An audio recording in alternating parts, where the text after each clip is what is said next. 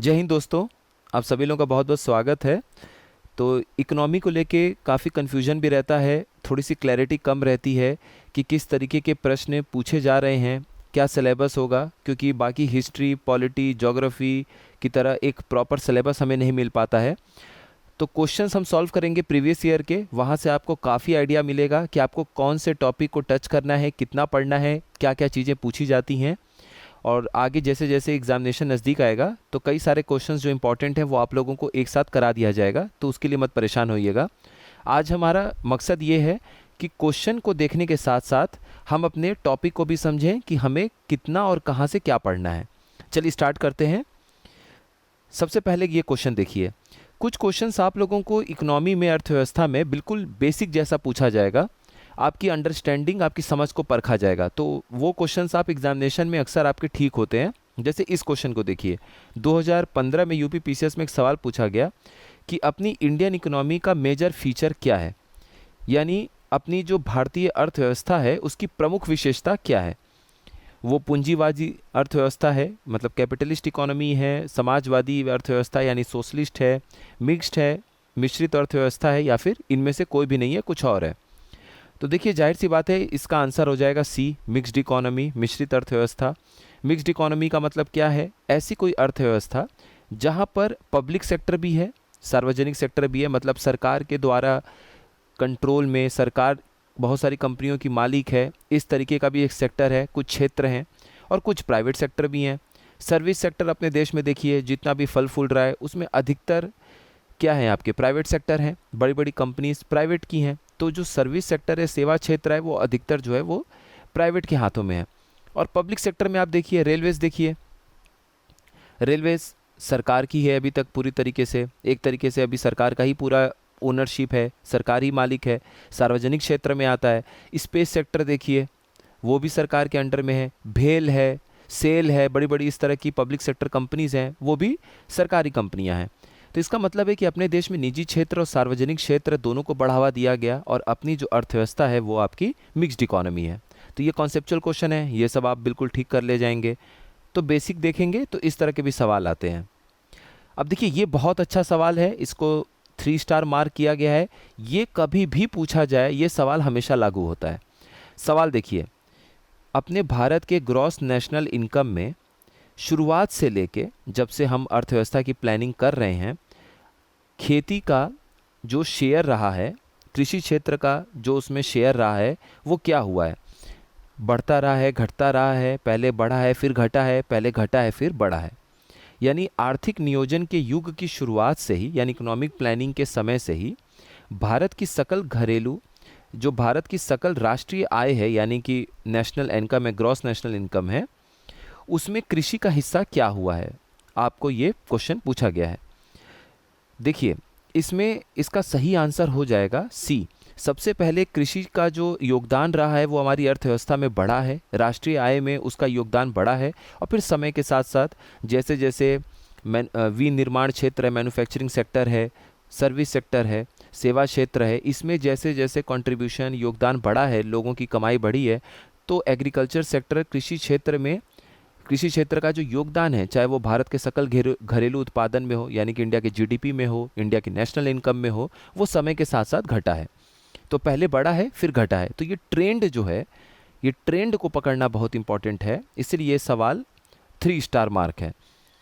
तो एक बार हम आंकड़ों से एनालिसिस करने की कोशिश करें। आंकड़ों को हमें हमेशा याद नहीं रखना है, हमें समझना भी है कि हम इन आंकड़ों से क्या सीख सकते हैं। 1950 में कृषि का जब राष्ट्रीय आय में योगदान देखा गया तो 72% था, यानी कि अपने पूरे देश में लगभग 72 रुपया, 100 रुपये में से जो 72 रुपया आ रहा था वो कृषि क्षेत्र की वजह से आ रहा था। फिर देखिए ये बढ़ा है, ये 1961 के दशक तक आपको बढ़ता हुआ नजर आएगा। ये कितना हो गया? 80% के आसपास। और उसके बाद से 1971 में ये 72% हुआ, यानी कम हो गया। 1981 में 68% हो गया, कम हो गया। तो पहले ये बढ़ा है और फिर ऐसे घटते हुए आपको नजर आएगा। और 2022-23 का ये जो आंकड़ा है, दिसंबर 2023 में सरकार की तरफ से जो जारी किए गए थे आंकड़ा, उन आंकड़ों के हिसाब से, उन डेटा के हिसाब से 2022-23 का जो फाइनेंशियल ईयर था, हमारा वित्त वर्ष था, उसमें खेती का, कृषि क्षेत्र का अगर राष्ट्रीय आय में योगदान देखें तो मात्र 15% रह गया है।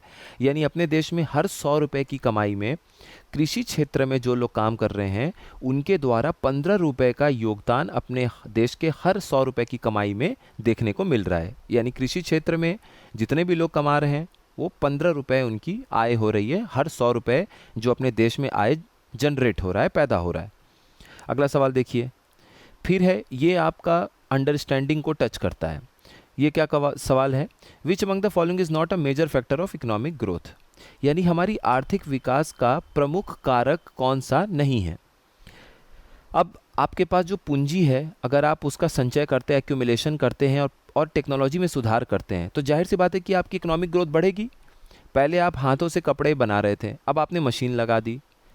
मान लीजिए आप किसी को सर्विस दे रहे हैं कंप्यूटर के माध्यम से, आप उसके बदला और बेहतर कंप्यूटर ले आ दीजिए, तो जाहिर सी बात है कि इससे आर्थिक स्थिति सुधरती है, आर्थिक विकास होता है देश का।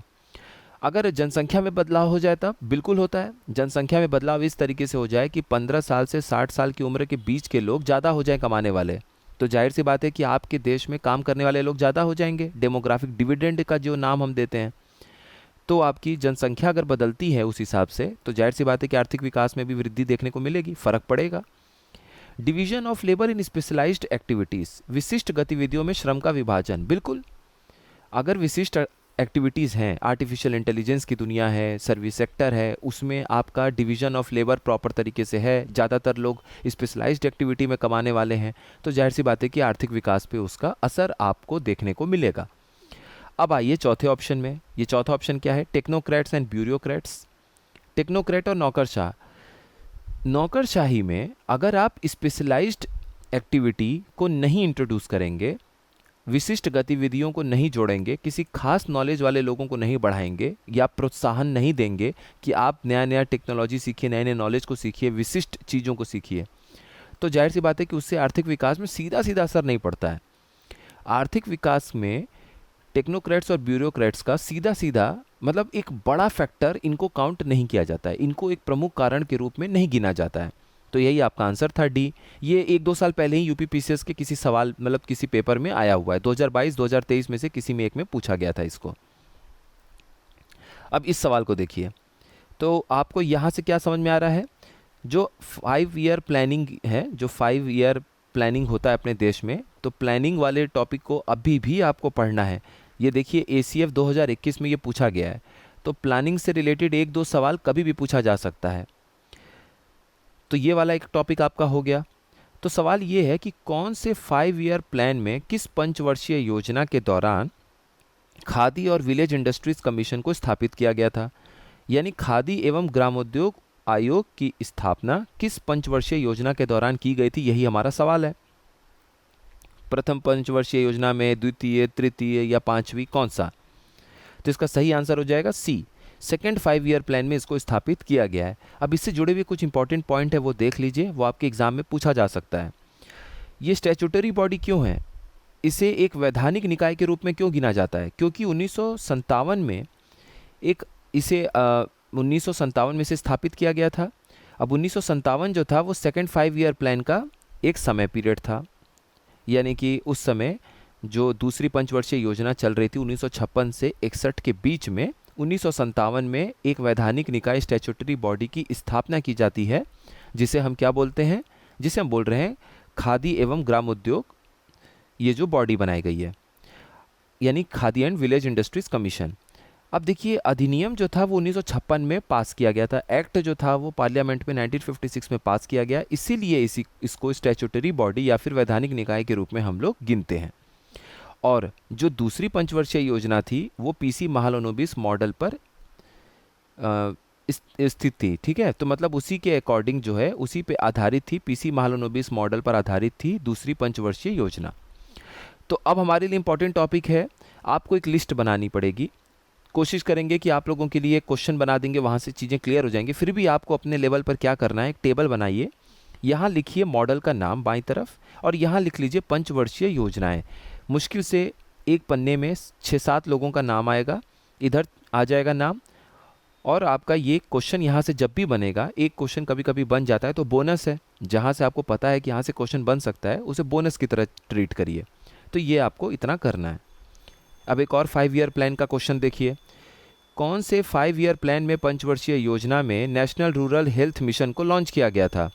यानी राष्ट्रीय ग्रामीण स्वास्थ्य मिशन किस पंचवर्षीय योजना में प्रारंभ किया गया था, आपको ये बताना है। अब देखिए, जो नेशनल रूरल हेल्थ मिशन है, आपको मान लीजिए सवाल का जवाब नहीं पता है, फिर भी आप स्कीम में कई बार इस बात को पढ़ते हैं कि जो नेशनल रूरल हेल्थ मिशन है यानी राष्ट्रीय ग्रामीण स्वास्थ्य मिशन है, उसे सन 2005 में स्थापित किया गया था। अब 2012 से जो 17 का समय था जब नीति आयोग को ला दिया गया और योजना आयोग को ख़त्म कर दिया गया, तो ये 12th प्लानिंग कमीशन का ईयर रहता, 12वीं पंचवर्षीय योजना होती। इसके 5 साल पीछे जाएंगे तो 2007 से 12 के बीच में 11th 5 ईयर आपको टाइम देखने को मिलेगा, 11th 5 ईयर प्लान।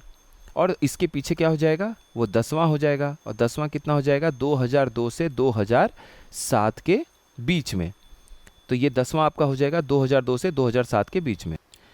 तो इस सवाल का आप अगर देखेंगे तो सही जवाब क्या हो जाएगा, सी, 10th, यानी कि 10वां पंचवर्षीय योजना के दौरान राष्ट्रीय ग्रामीण स्वास्थ्य मिशन को लागू किया गया था। इस तरह से भी सवाल पूछा जा सकता है। आप एक रफ प्लान अपने दिमाग में बना के हमेशा रखिए, कौन कौन से साल के बीच में पंचवर्षीय योजना पड़ती है। और जब भी आपको किसी और जगह से उठा के देखिए, यहाँ सिंपल सा क्वेश्चन ये भी बन सकता था कि राष्ट्रीय स्वास्थ्य मिशन यानी नेशनल रूरल हेल्थ मिशन कब लागू किया गया था, तब बहुत सारे लोग इसको सही कर देते हैं। अब इसमें थोड़ा सा जोड़कर इसमें प्लानिंग कमीशन को जोड़ दिया गया है, तो उसका आंसर आप लोग 10th मार्क कर लेंगे। इसी तरीके से और भी चीज़ें जोड़ी जा सकती हैं। अब ये सवाल देखिए, ये भी बहुत अच्छा सवाल है, ये रिपीट हो सकता है। एग्रीकल्चरल सेंसस 2015-16 कराया गया था, कृषि जनगणना हुई थी 2015-16 में। उसमें आपको ये बताना है कि जो ऑपरेशनल होल्डिंग है वो भारत में एवरेज साइज कितना है ऑपरेशनल होल्डिंग का, यानी भारत में परिचालन जोत या परिचालन संपत्ति का औसत आकार क्या है। एग्रीकल्चरल सेंसस को ओपन करिएगा, उसमें आपको इस तरह के जो भी टर्म देखने को मिलेंगे, ऑपरेशनल होल्डिंग या जो भी चीज़ें, क्रॉप प्रोडक्टिविटी, कुछ भी देखने को मिले, तो आपको उसको थोड़ा सा समझना है इस टॉपिक को कि इसमें क्या कहना चाह रहे हैं, ये इसका मतलब क्या है। और जो इस तरह की आंकड़े हैं उसको थोड़ा सा नोट कर लेना है। तो यहाँ पर जो राइट आंसर है वो राइट आंसर आपका हो जाएगा 1.08 हेक्टेयर। ये एसीएफ मेंस 2021 में पूछा गया इंपॉर्टेंट क्वेश्चन है। अब इस सवाल को देखिए, इस तरह के भी सवाल आपसे पूछे जाते हैं। ये सवाल है यहाँ पर कि ये जो किसान हैं, आपको ये बताना है कि ये किसान जो हैं वो किस कैटेगरी में आते हैं। उनके पास 1 से 2 हेक्टेयर के बीच की ज़मीन है, तो वो सीमांत किसान है, मार्जिनल फार्मर है, बड़े किसान हैं, मध्यम किसान हैं या छोटे किसान हैं। तो डेफिनेशन अगर आपको पता है, एक चार्ट है, वहाँ से आपको चीज़ें क्लियर हो जाएंगी। वो घुमा के कुछ भी पूछ सकते हैं। तो 1 से 2 हेक्टेयर का मतलब हो गया कि वो छोटे किसान में आते हैं, स्मॉल फार्मर में आते हैं। अब हम इसे अच्छे से देख लेते हैं। ये है किसानों की कैटेगरी, किसानों की श्रेणी, और यहाँ पर हो जाएगा उनके पास कितनी भूमि है, कितने भूमि के वो मालिक हैं, लैंड होल्डिंग है, इसके बारे में हम देख लेते हैं। अगर 1 हेक्टेयर से कम की भूमि किसी भी किसान के पास होती है तो उसे हम सीमांत किसान बोलते हैं, यानी कि मार्जिनल फार्मर बोलते हैं। अगर 1 से 2 हेक्टेयर के बीच में उनके पास भूमि है तो उन्हें हम लघु किसान बोलते हैं, स्मॉल फार्मर बोलते हैं। तो इसीलिए आपको शब्द जो हमेशा देखने को मिलता है लोन देने के मामले में या सरकार की योजनाओं के बारे में, लघु एवं सीमांत किसान, तो उसका मतलब हो गया स्मॉल एंड मार्जिनल फार्मर्स, यानी वो किसानों की बात हो रही है जिनके पास 1 एकड़ से कम की ज़मीन है, जिन्हें हम मार्जिनल फार्मर बोलते हैं, सीमांत किसान बोलते हैं। और जिनके पास 1 से 2 एकड़ के बीच की ज़मीन है, वो 1 से 2 एकड़ के बीच के खेती की भूमि के मालिक हैं, तो इसका मतलब हो गया वो लघु किसान में आते हैं, छोटे किसानों की श्रेणी में आते हैं। अब उसके बाद सेमी मीडियम और मीडियम किसान हैं, यानी ये ना बड़े हैं ना छोटे हैं, तो इनके पास 2 से 4 और 4 से 10 एकड़ के बीच में ज़मीन है। और उसके बाद आपसे पूछेगा कि बड़े किसानों के पास कितनी ज़मीन होनी चाहिए, तो 10 हेक्टेयर से अधिक अगर वो रखते हैं खेत, तो जाहिर सी बात है उन्हें बड़े किसानों की श्रेणी में रख दिया जाता है। ये चार्ट आपको क्लियर होना चाहिए। ठीक इसी तरीके से एमएसएमई के बारे में जब भी आप पढ़ते हैं, micro small and medium enterprises, उनके बारे में भी जब आप पढ़ते हैं इस सेक्टर के बारे में, तो इसमें भी यही लागू है। इसमें भी कुछ डेफिनेशन है जो आपको पता होना चाहिए कि 1 करोड़ रुपए का अगर निवेश हुआ और 10 करोड़ तक का अगर मान लीजिए उनके पास संपत्ति है, तो वो कौन सी श्रेणी में आते हैं। इस तरीके का भी आपको डेफिनेशन पता होना चाहिए, सवाल पूछा जाता है। देखिए ये बहुत अच्छा सवाल है, इसको देखिएगा। सवाल जब भी आपके पास इस तरह के आए, थोड़ा अप्रिशिएट करना सीखिए, थोड़ी तारीफ, थोड़ा समझिए, उसको थोड़ा सा आत्मसात करिए। तो उस क्वेश्चन से आपका जुड़ाव होता है, उसके एक्सप्लेनेशन से आपको जुड़ाव होता है, और फिर एग्जामिनेशन में आप देखेंगे कि वो तुरंत आपको देखते ही याद आ जाएगा। यहाँ सवाल ये है कि एग्रीकल्चरल प्राइस कमीशन है, उसकी स्थापना किस साल की गई, यानी कृषि मूल्य आयोग की स्थापना किस वर्ष की गई। इसका राइट आंसर क्या है, बी, 1965। अब इससे जो जुड़ा हुआ एक्सप्लेनेशन है, वहाँ से आपके सवाल आते हैं बहुत अच्छे तरीके से। ये सवाल भी पूछा जा चुका है। देखिए सबसे पहली बात, नाम याद रखना है एल के झा जी को। एल के झा जो थे वो उस समय जो हमारे तत्कालीन प्रधानमंत्री थे 1964 में, उनके सचिव थे। ठीक है, तो शास्त्री जी के सचिव थे। एल के झा जी को पहला चेयरमैन बनाया गया था एग्रीकल्चरल प्राइस कमीशन का 1964 में। तत्कालीन प्रधानमंत्री के सचिव एल के झा जी को 1964 में कृषि मूल्य आयोग का पहला अध्यक्ष बनाया गया था। तो एक सवाल तो ये तैयार हो गया। दूसरा चीज, जो ये एग्रीकल्चरल प्राइस कमीशन है, कृषि मूल्य आयोग, इसकी स्थापना 1965 में की गई थी। अब अगर इनको सवाल पलटना भी होगा, या आपसे ये पूछ देंगे कि कौन से 5 ईयर प्लानिंग पीरियड में, यानी कि कौन से आपका जो पंचवर्षीय योजना था उसमें एग्रीकल्चरल प्राइस कमीशन कृषि मूल्य आयोग की स्थापना की गई, तो अब आप कर लेंगे। अब आपके लिए कोई बड़ा चीज़ है नहीं, इसको देख लेंगे। अब यहाँ देखिए, आज जो आप पढ़ते हैं agriculture commission for agricultural cost and prices को, यानी कृषि लागत एवं मूल्य आयोग की बात जब आप करते हैं, जो मिनिमम सपोर्ट प्राइस के लिए सिफारिश करता है केंद्र को, न्यूनतम मूल्य समर्थन के लिए, ये 1985 में इसी आयोग का नाम बदलकर CACP कर दिया गया था। तो ये इंपॉर्टेंट एक्सप्लेनेशन पार्ट है, इसको अच्छे से देख लीजिएगा। यहाँ से सवाल घूम फिर के कभी न कभी पूछा गया है। अब इस सवाल को देखिए, ये सवाल और इससे जुड़ा हुआ कैसे सवाल पूछा जाता है। पहली इंडस्ट्रियल नीति जो है अपने आज़ाद भारत की, वो किस वर्ष डिक्लेयर की गई, यानी स्वतंत्र भारत की जो प्रथम औद्योगिक नीति है वो किस वर्ष घोषित की गई, यही क्वेश्चन है। UPPCS प्री 2008 में इसे पूछा जा गया है। इसका राइट आंसर है 1948, यानी 1948 में आज़ाद भारत का पहला इंडस्ट्रियल नीति को डिक्लेयर किया गया था। अब देखिए यहाँ पे एक्सप्लेनेशन क्या लिखा है कि इसी नीति में मिश्रित अर्थव्यवस्था की आर्थिक विचारधारा को स्वीकार किया गया, यानी यही वो ऐसी पॉलिसी का समय था 1948 में, जब हमने ये कहा कि हम मिश्रित अर्थव्यवस्था, मिक्स्ड इकोनॉमी को अपनाएंगे, जिसमें पब्लिक सेक्टर और प्राइवेट सेक्टर दोनों के लिए जगह होगी। ऐसा नहीं होगा कि सारी चीज़ें सरकार के अधीन होंगी या हम पूरी तरह से प्राइवेट सेक्टर की तरह चलाने वाले हैं इस देश को। अब अगला सवाल देखिए, जो 2008 के बाद आपको UPPSC ACF मेंस के पेपर में देखने को मिला।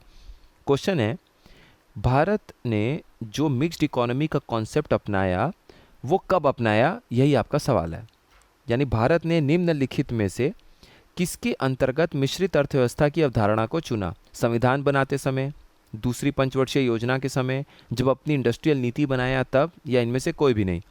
तो पिछला हमने सवाल क्या देखा कि भारत का जो पहला इंडस्ट्रियल पॉलिसी था, पहली इंडस्ट्रियल नीति थी, औद्योगिक नीति थी, वो 1948 में बनी थी, जिसके तहत हमने मिश्रित अर्थव्यवस्था, मिक्स्ड इकोनॉमी को अपनाया था। तो इसका सही आंसर क्या हो जाएगा, इंडस्ट्रियल पॉलिसी ऑफ इंडिया। यानी भारत जब अपनी पहली औद्योगिक नीति या इंडस्ट्रियल पॉलिसी को बना रहा था, जब 1948 में बनाया भारत ने, तब उस समय हमने मिश्रित अर्थव्यवस्था के कॉन्सेप्ट को अपना लिया। अगला सवाल देखिए, विच अमंग द फॉलोइंग। अब देखिए यहाँ पर क्या है, कभी कभी आपको RBI और उससे जुड़े हुए जो बैंक के क्षेत्र हैं उनसे भी बेसिक सवाल पूछा जाता है। तो आपको RBI के बेसिक चीज़ों को, उसकी स्थापना से लेके उसके फंक्शन, उसके कार्य, सारे चीज़ें आपको पढ़नी है। RBI के बारे में आपको पता होनी चाहिए। बैंक रेट क्या है ये भी आप पढ़ लेंगे, रेपो रेट क्या है ये भी पढ़ लेंगे, रिवर्स रेपो रेट क्या है फिर भी जानने को मिल जाएगा आपको, स्टैट्यूटरी लिक्विडिटी SLR क्या है, रेशियो ये पता चल जाएगा, CRR क्या है, कैश रिजर्व रेशियो, ये सब भी देखने को मिलेगा। एग्जामिनेशन के पहले आपको ये पता होना चाहिए कि CRR, SLR, repo rate, reverse repo rate कितना चल रहा है। तो आंकड़े भी पता होने चाहिए, कॉन्सेप्ट भी पता होना चाहिए, और फिर एग्जामिनेशन में बैंक से रिलेटेड ये सारे क्वेश्चंस आपके सॉल्व हो जाएंगे। तो यहाँ पे बहुत सीधा सवाल था, आपकी बेसिक अंडरस्टैंडिंग को टच किया है। सवाल ये है कि जो भी आपके सामने अथॉरिटी का नाम दिया हुआ है, प्राधिकरण के नाम दिए हुए हैं, इनमें से कौन सैंक्शन करता है फॉरेन एक्सचेंज को for the import of goods? यानी जब भी हमें अपने देश में कोई सामान मंगवाना होता है, आयात करना होता है, तो कौन से इनमें से ऐसे प्राधिकरण हैं जो वस्तुओं के आयात के लिए विदेशी मुद्रा की मंजूरी देता है? तो जाहिर सी बात है कि एक्सपोर्ट इंपोर्ट पे जो हमारा कितना विदेशी मुद्रा फॉरेन रिजर्व खर्चा हो रहा है, उसकी पूरी जिम्मेदारी रिजर्व बैंक ऑफ इंडिया की होती है। तो ये बेसिक चीज़ आपसे पूछा गया है 2011 में। अब इतने बेसिक लेवल पे सवाल जल्दी नहीं मिलेंगे, लेकिन इनसे जुड़े हुए सवाल आपको ज़रूर देखने को मिल जाएंगे। जैसे आपसे ये पूछ देंगे कि फॉरेन एक्सचेंज रिजर्व, विदेशी मुद्रा किन किन चीज़ों से मिलकर बनी होती है, कितना है भारत का इस समय, ये आंकड़ा आपसे पूछ देगा। तो ध्यान रखिएगा।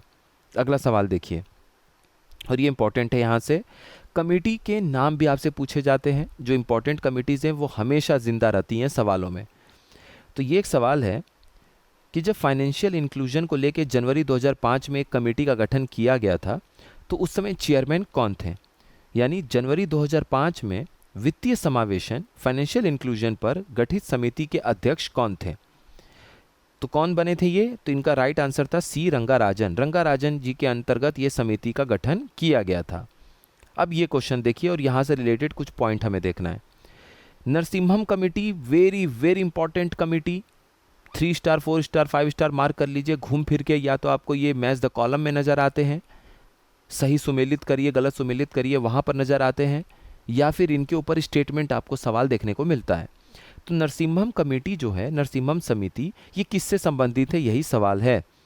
तो ये आपके बैंकिंग इंफ्रास्ट्रक्चर रिफॉर्म्स यानी बैंकिंग अवसंरचना सुधार से जुड़े हुए हैं। कैसे उससे जुड़े हुए हैं देखिए। अब यहाँ हम कुछ चीज़ें देख लेते हैं जो आपके काम की हैं। सबसे पहले नरसिम्हम जी जो हैं, ये 1977 में आरबीआई के गवर्नर थे। इसके पहले भी थे। चलिए आरबीआई गवर्नर जो इंपॉर्टेंट है एक बार हम देख ही लेते हैं। ऑसबॉर्न स्मिथ, ठीक है, ऑसबॉर्न स्मिथ। ऑसबॉर्न स्मिथ नाम याद रखिएगा, सर्च कर लीजिएगा, नोट कर लीजिएगा। ये गवर्नर, पहले गवर्नर थे आरबीआई के। 1 जनवरी 1935 से जब 1 अप्रैल 1935 से जब शुरू हुआ था कार्य वगैरह, तो ऑसबॉर्न स्मिथ पहले बने थे आपके गवर्नर। फिर आए थे जेम्स टेलर। तीसरा नाम सबसे इंपॉर्टेंट है, वो थे सीडी देशमुख। सीडी देशमुख जो हैं, ये पहले भारतीय रिजर्व बैंक के गवर्नर हैं। मतलब ये पहले आरबीआई के गवर्नर नहीं है, ये पहले भारतीय हैं जो आरबीआई के गवर्नर बने हैं। स्टेटमेंट को ध्यान से पढ़ लीजिएगा।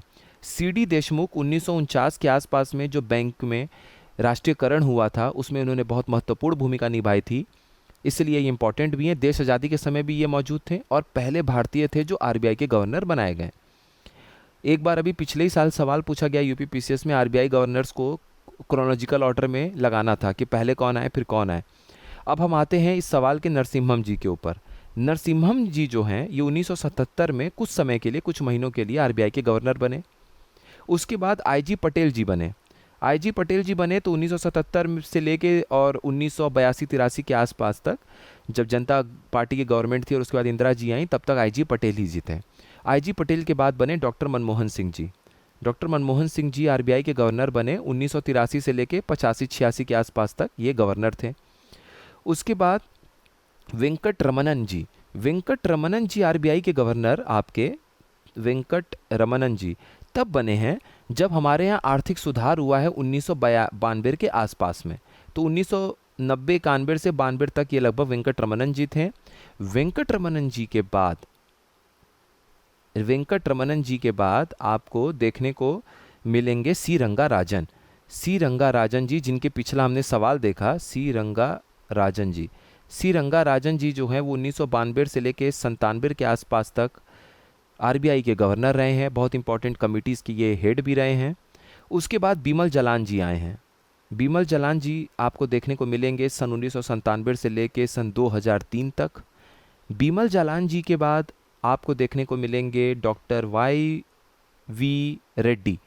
डॉक्टर वाई वी रेड्डी भी वही 2003 से 4-5 के आसपास थे। उसके बाद आपको देखने को मिलेंगे डॉक्टर आर सुब्बा राव जी, वही 2003-4 से लेके 7-8 के आसपास में थे। उसके बाद आपके लिए जो इम्पोर्टेंट हैं, ये डॉक्टर वाई वी रेड्डी हो गए, डॉक्टर सुब्बा राव हो गए बिमल जलान जी के बाद। उसके बाद आपके लिए एक इम्पॉर्टेंट है डॉक्टर रघुराम राजन। रघुराम राजन जी इम्पॉर्टेंट हैं। रघुराम राजन जी के बाद आपको देखने को मिलते हैं उर्जित पटेल। एक बार और चेक कर लीजिएगा, शायद डॉक्टर रघुराम राजन जी और डी सुब्बा राव के बीच में भी कोई एक गवर्नर थे क्या, अब एग्जैक्टली याद नहीं आ रहा है, बट एक बार आप लोग चेक कर लीजिएगा। उसके बाद उर्जित पटेल जी थे, और उर्जित पटेल के बाद जो 25th गवर्नर हैं, 25वें गवर्नर हैं इस समय, वो है शक्तिकांत दास जी। 2018 से अभी तक वो गवर्नर बने हुए हैं, 6 साल के करीब उनका समय हो चुका है।